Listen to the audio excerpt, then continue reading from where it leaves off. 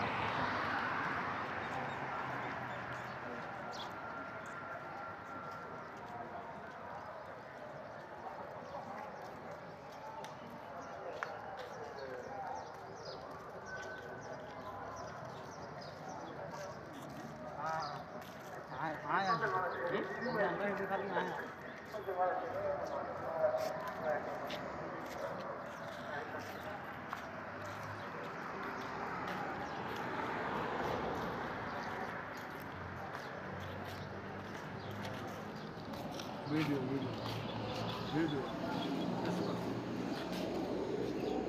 Video चल रहा, video चल रहा है। हाँ,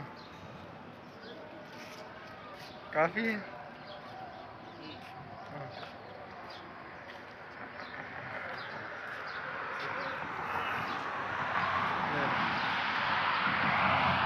थैंक यू यार ईद मुबारक हो।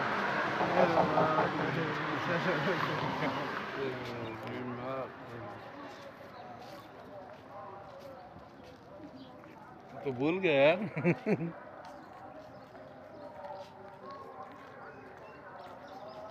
वीडियो चेकर होता है ना। दिलवर भाई ईद मुबारक।